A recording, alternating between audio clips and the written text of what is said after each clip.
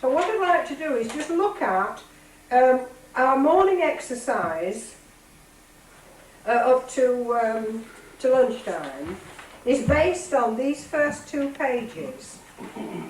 First of all, we're looking at what strategies is the leader going to need to use in terms of the sorts of tasks that help people not feel stared at. Because that is one of the biggest problems. Normally, they accept they're being stared at by a teacher who is dealing with subjects, because they are equally staring at the teacher. But when you're asking for social cooperation, you're looking at what can I do so they don't feel I'm staring at them or they are staring at each other. And if you look at my example last night, the piece of cloth was the first operant thing about not feeling stared at. Do you think between us we could manage to lift this without disturbing what's underneath? So there's promises, there's a task, and there's a cooperative task, because the fabric will show straight away if it's working or not. So not feeling stared at. Now, what the teacher's actually doing is on the right-hand side. The teacher is protecting individual privacy. Always. This will operate no matter what you're doing. You're not asking for home confessions in a public venue. The second thing is, in order to avoid feeling stared at, the participants can be involved in incremental tasks. So you see, if you're running this morning, don't change anything you planned. Don't try and follow what Dorothy would want. All I'm saying is, one of the ways of helping people not feel stared at is to develop minute incremental tasks. And you see, I've put just on the right-hand side, these tasks must be sequential. One must seem logically to follow the other. If you've uncovered a skeleton, can you now do something with what you've uncovered? That's what I would call by sequential. They seem reasonable to the people having to do them. And they are true to the materials you're handling. The skeleton in 250 years would have moved because the ground would have shifted. So whatever develops, that will have been a reasonable thing to have done. It will not be found to have been a daft thing to have done just so the teacher could get the lesson going. And it will foreshadow all the drama themes. Now in that sense, you see, you're operating as playwright. That in the way that a playwright, or, well, I won't introduce a novelist, but the playwright has to say, if this is the journey I want people to make when they watch this play, where is the beginning point? The very precise beginning point. And in my case, I chose finding a skeleton as the beginning point for what would have been a year, it could have been 3 years' work if one were in a position to do it. Another thing you're going to be dealing with, you see, is you're building the social health through the way you're getting people to avoid being stared at and so on. Now, none of this will apply to you this morning because you're already operating above that slanting line, and it's no good pretending to be any different. But when we come to watch, when the observer begins to watch, note the tasks. This first process is, can you build belief? Can a group cooperatively find the parameters of what they're engaged in and feel it's interesting, worthwhile going on with it? That's what this morning's about. So when you scrutinise this, the observer has a few guidelines. How is this willing suspension of disbelief being encouraged? You don't have to win it from you lot, but what is the teacher doing to encourage that? Is the teacher doing anything to provoke image making?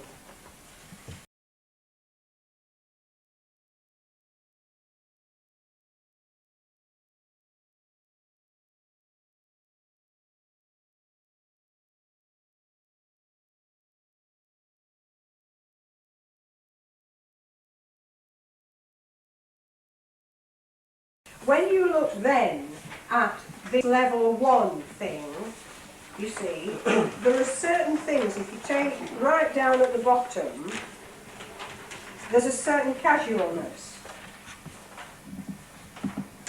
The signing tends to be easy in the social climate. In my case, because I'm a guest in the school usually, the last thing I want to do is operate the paradigm of I'm a teacher and you better do what I say. So I've always had to move the other way, which has been to seem very casual whilst in fact not being. And one of the ways you can do when you're a visitor is you don't know where things are kept. It's a very useful flow. You can't do that when you work in a school year in, year out, of course. So we're looking what the first task will be set. What will they do this morning? What might it include? You see, I've introduced the various things here. So it's on this sheet I'll be operating this morning, but you don't have to carry it around under your arm.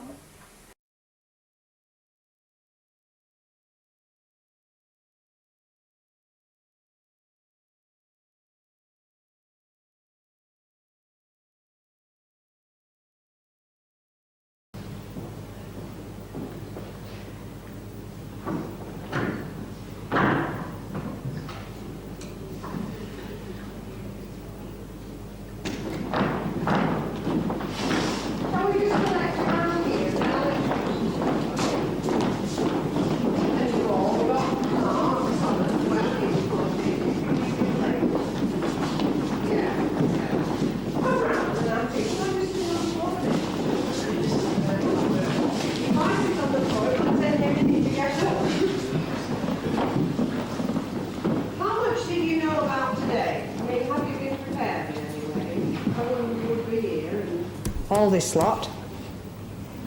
A bit, yes. Did you anticipate any of this? Have you been told anything at all about the kind of people that'd be here? Well, I think the best thing is for me to introduce you to everybody first, and then introduce how we're going to work. Do you feel very nervous? Yes, I thought you did. You had that look about you, you know, like dogs that have been whipped in a bit. Well, there isn't any need to feel nervous, really, because the whole day is our work, and it's what we get into it, you know. It's nothing to do really with all this elaborate affair that it looks. Shall I introduce you from here to people? You can see that James, he'll be taking pictures all day. He's a teacher. They're all teachers in the room, and they're all together on one sort of project, which will end up with some video, some material we may put on that overhead projector, and some tape recordings of talk and so on. And it's really this gentleman over here, Mr. Edenbury, Lance, who is taking notes all day. So if he looks a bit sort of as if he's distant, it's because he's busy concentrating on what we're doing. Now, of course, Jeff is working with the camera. Hello. And he's from the University of Newcastle, like all these people are. And so obviously he's going to be trundling about and taking pictures as we work. He's trying to get a record for Lance to write up a paper about a class at work. And so obviously the video and the camera stills and so on all affect it. Now, of course, we have a sort of photograph here, and you can look out of your picture for a minute and say hello. These are all teachers as well, and they look a bit strangely dressed in brown paper, but I think when you go back to being a photograph,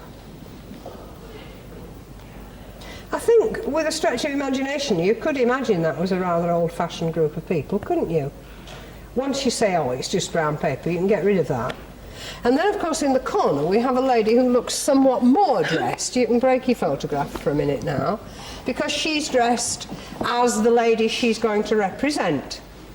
A certain lady who really lived and might have looked a bit like that. We don't know exactly how she looked. And we've given her a little bit of a background so that she looks like a painting.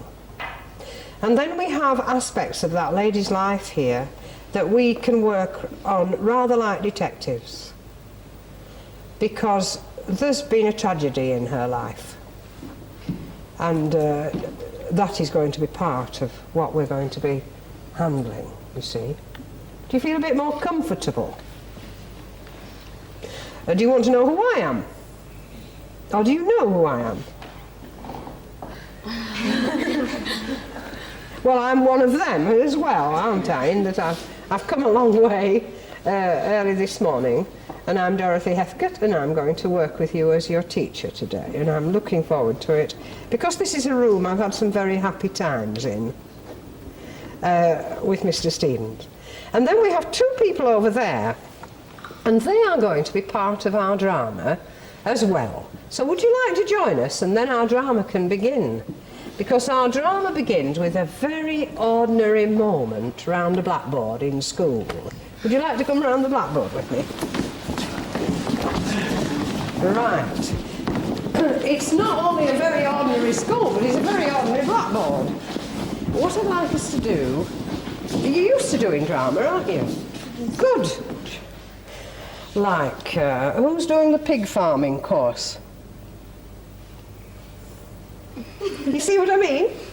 Who's doing the new hatchment thing for eggs and hen breeding? That's right. Well, you see what I mean? Everybody's going to be on different courses. So you just have a think about what branch of agriculture you're good at. Because in drama you can be good at it, can't you? You might as well be very good at it.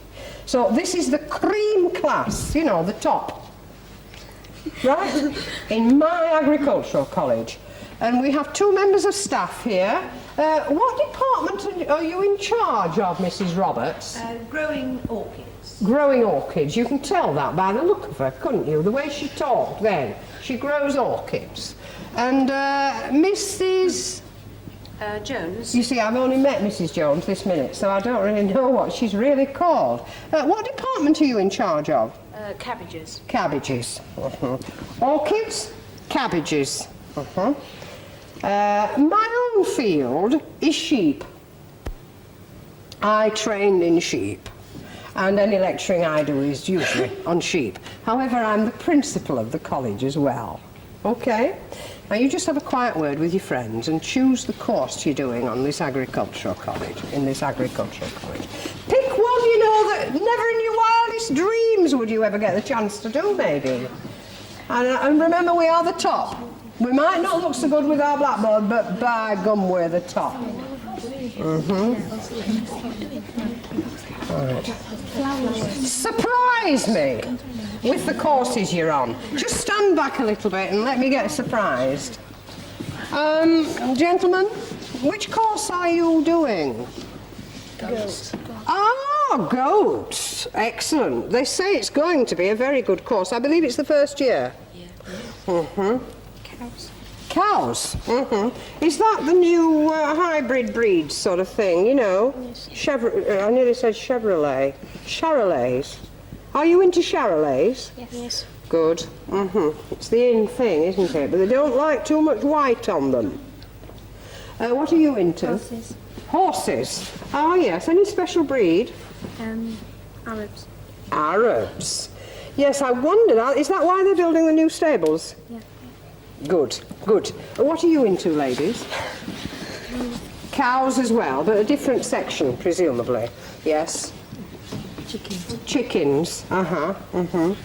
Dogs. Dogs. Pigs. Pigs. Pigs. Yeah. You see what a big college it is when you think about it, you know. Pigs. Pigs. Pigs. Pigs. Cats. Cats. Cows. Cows. Ducks. Ducks. Have we mentioned everybody now?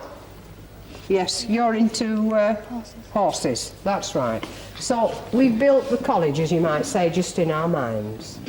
Let's give it a name then that suggests it's well established. It's so well established that it's been able to bring in all the different experts to work under one roof. It's a research college and very highly thought of. So we want a name that, you know, when you say, I go to such and such a college, they go, Really? You got in that one? Oh, wow, you know. So just have a quick natter. I'll be writing college and you give me the name.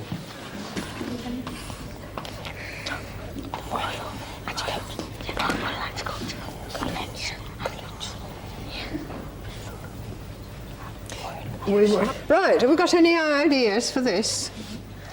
The Royal Agriculture of Pets. Something like that. The Royal Agricultural... College. The Royal Agricultural College. The word royal is what you're using as rank, yeah. The Royal Agricultural College. How does that strike you? Have you got any alternatives? We needn't choose it till we've heard the others. Something about royal, isn't there?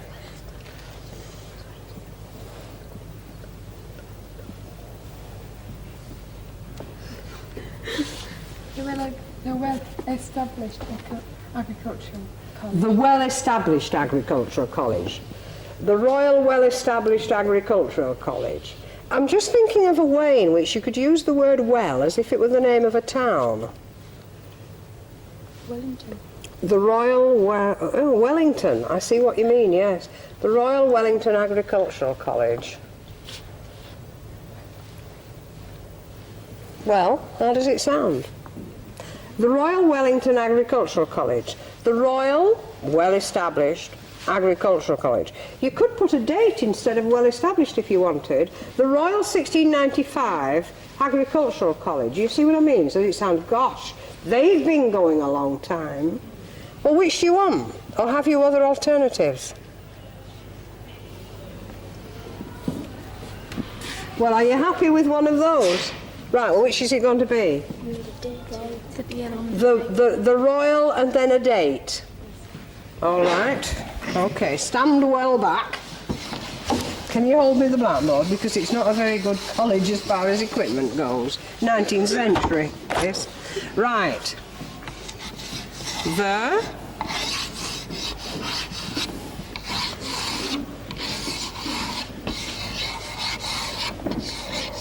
Royal. Now I want a date. Yes? 1806. Right.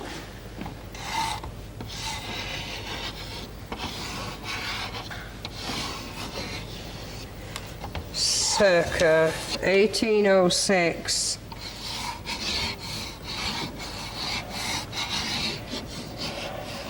I'll put agric for the moment, and then college. It's a bit difficult to write. Now that is the college that you've been at for, how long shall we say the best courses are? You know, make them as long as you like. Thank you. 5 years. 5-year course, you're in your 5th year, just running up to final exams. All right? So if you're into ducks, it's exams about ducks. You've done all the general work and you're now on the real fine stuff. And I'm going to give you some news this morning at assembly. Right? I've called this group together because Mrs. Roberts tells me that we did win the prize. Yes. We're very pleased with the result. Oh, I'm delighted. Did you know that your work had been entered for a prize? Well, because of this, you have won the right to send your next piece of work to a large international exhibition to be held in Belgium later in the year. And you have decided, and this is where I'm a teacher for a moment, that we're going to make a model of an Italian garden that could have been built in the century that our college was founded. So let's sort out now what we've got. We've got a college, we've got a lot of people who work there.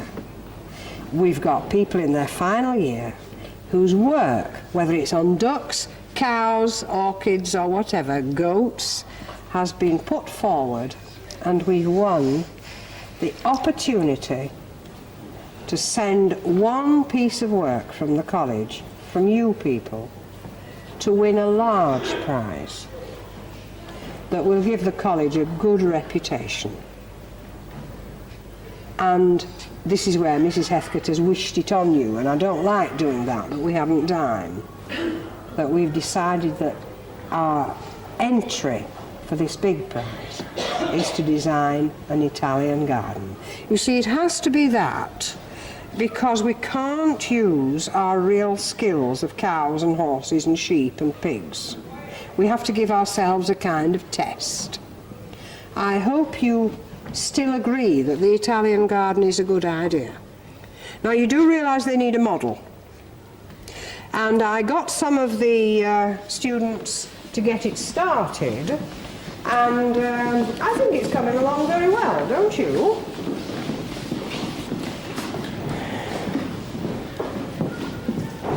Don't you? I think so. Now, I myself, of course, am not an Italian garden expert, being into sheep. However, I think we've made a good start, and I suggest we just get on with it and try and finish it as well as we can. And if there are any questions, we'll try and find the answers to them. Now, we'll just stop there a minute. Do you feel comfortable with me, the way I'm teaching you a bit? You feeling confident about it? Good. Now, you know as well as I do that we didn't start to make this Italian garden. Somebody made it for us so that it would be ready, because we've only got one day together. Now, what I want us to get out of this is, as we go on working on this garden, and you can do anything you want with it to try and get it right, because obviously that patch hasn't been dealt with at all yet. What we need to do as we work is think of how many questions does this make us consider. You see, I'm beginning to think now, how long did they keep their grass? It looks a bit long there. How tall were these trees? So all the time I'm looking at it, I'm thinking up questions so that we can get our answers about an Italian garden as we go on. Now, there isn't a lot of room for you to work, but there's grass and trees and things that would make flower beds. I'm sure by this you can see how to continue it, can't you? Do you think you could get in a group and decide on a bit of the garden you'd like to work on? Because you see, we can move it, look, into two pieces if we want to give ourselves some space. So we can get going on with it. And every so often I shall say stop. Are there any questions in your mind that you feel you need the answers to before we could send it on to the exhibition? Like, I don't know what these trees are called. You see what I mean?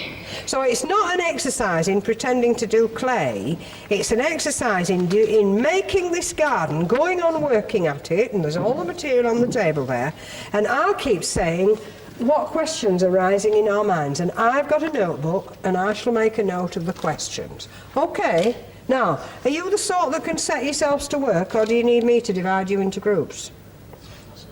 You can set yourselves to work. Very well. Thank you very much. I see. Or it is an international. Yes, yes, and of course they will have to lay out the real thing to the right proportion when they get there. Will it be in a marquee, or will it be in the open air? Inside. It's going to be an enormous marquee, yes. So we need to check exactly the dimensions of the Italian garden. Yes, right, thank you. And everything has to be containerable. Oh yes, yes, right, thank you. I'm so sorry we haven't been able to use your orchids. It's such a pity, but it was a choice. Yes. Of course, yes, yes. But it's coming on more. I think there are more and more orchids being more and more research now. Yes, of course, that's right. We need to carry on these. Yes, how are we getting on? Mrs. Roberts tells me Mrs. Jones has actually been over to Belgium and she's seen the site. And one of the things we're going to have to be considering, and possibly you maybe think of it now, is we shall have to pace this out and get the exact precise dimensions, because this model we take over has then to be planted. It also means that all this material has to be, all the grass and so on, must be grown in advance, and we must grow the exact amount we require to have it shipped over, so that when we set up the Italian garden, people can walk in it, and it's exactly the right size. I don't know whether there are any fountains or anything, or urns. I haven't had chance to do my own research on it.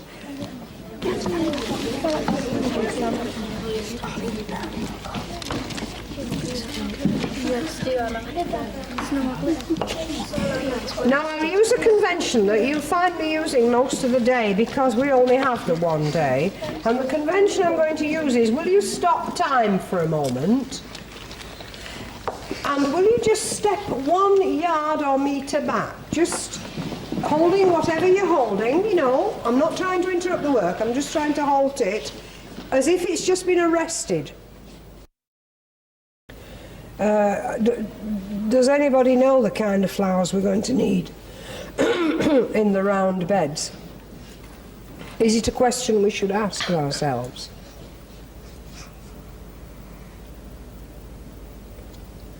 What do you think? Well, do you think it's a question I'm going to have to get an answer to? Yeah. Well, then it's a question we'll have to ask, isn't it? What flowers in the round flower beds? Mm-hmm.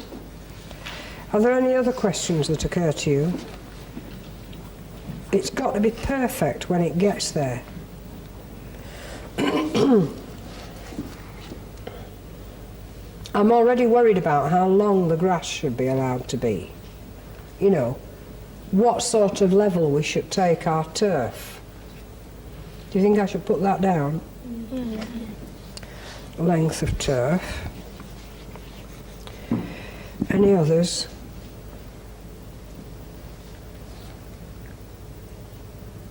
Fern trees. Pardon? The fern trees. Which do you mean? The big ones. Yes. The evergreens? Yeah. Yes. Is it the names you mean, or the height, or The height of them. how big the trees ought to be?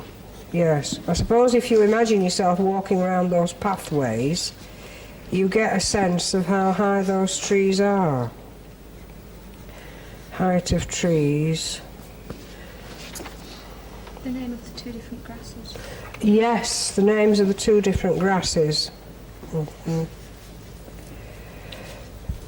They probably challenge us on why we've chosen to take two different grasses.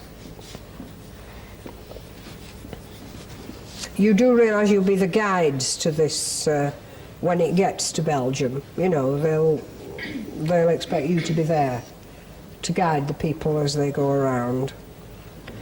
I'm just wondering myself what kind of chippings we need for the pathways, you know, whether we should go for granite or what? Does anybody know? Is it a question I should try and get an answer to? Mm-hmm. Are there any other questions? Very well. Start time again.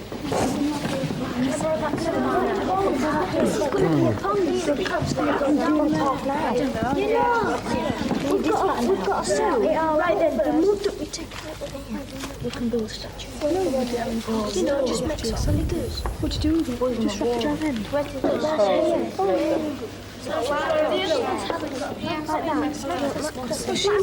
You mean clay statues? Yes. But when we get there, we'll have to have a genuine article, won't we? And we set it up big. I don't know what sort of themes we ought to have the statues, really. Whether they should be... how's it coming on? Benches, did you say? Some benches. Whether we can have benches. Yes, there's been a suggestion here we need statues. Statues. Well, one of the questions is, can we have statues in an Italian garden? That would be one of the things. And can we have benches, and if so, what sort? You see, a lot depends really on how big it is, you know. If it's very big, presumably people need rests. The purpose it serves, I mean, in a way, they must have made it for reasons. Size, dimension. Did I hear fish mentioned? You're having a fish pond? I see. A couple of ducks. Oh, you've just done the modern course, yeah. So you've not done the history of ducks? No. Well, I don't suppose it would be very... Have they changed much? I mean, how far back have you gone into ducks? I mean, have they gone back to pre-war, or these exotic kinds, or wild duck? I mean, what sort of duck? Is it mainly egg-laying ducks you've been? Yeah. Domestic ducks, tame ducks, yes. Do you think it might be possible to find out about the 19th century duck? Yes. In captivity, as you might say. I see. So, if we have ducks, we've got to check the duck variety. The duck ladies who've done the duck course have, of course, only gone through the domestic duck since the war. They haven't done the history of ducks course. Would it be able to get some like a plant pot sort of thing to go in the middle between the circles? I'm sure if you need them, we can. Are you talking about urns, or could you draw what you mean? I just mean like plants and plant pots. Plants in plant pots, I see. Yes. Are you talking? Oh, yes, of course. It's clay plant pots. I doubt if we would have plastic in an early Italian garden, yes. And are we thinking of, what sort of dimension are we thinking of here? Side, just round the edge sort of thing, near the hedges. Ah, yes, yes, near that sort of tallish hedge that that the researchers have put in. I see. Well, you can gauge the sort of quantities you might have been thinking of there.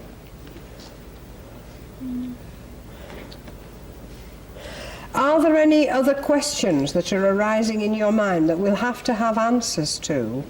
Need some signs, tell people where to go. Whether we can put signs up? Yeah. Whether signs would be right for an Italian garden, yes? Is there going to be a road? Is there going to be a road? You mean in the garden or to the garden? To the garden.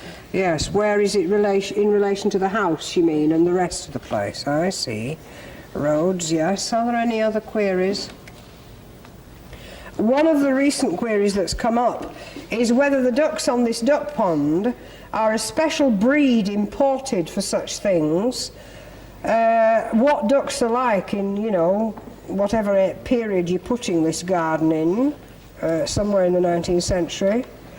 The dimensions of these plant pots, and I don't know if there are any other questions in your mind. Right. Now, you've got a double problem here, because this is a very interesting thing, isn't it? When you're fiddling on with clay, it's grand. As you fiddle on with clay now, I'm going to treat you as fifth-year college students. You'd better that everything you put in your hand, let it teach you some questions about the garden. You can now breed those questions quite deliberately. You see what I mean? So if you say, oh, I've had an idea, we could put plant pots there, then you're being a designer. So you then have to go back to being a questioner and say, well, how many questions can I get out of that one? All right, back you go. Is it safe to have the gravel and not just fixed stones? Is it safe to have the gravel? Is it safe for the people who will walk on it to have gravel and not fixed stones? Does the gravel get slippery? Can we have moss growing on the gravel, or did they clean it off? I see you've made me ask two more questions because of what you said. Are there any other questions? How deep is that duck pond?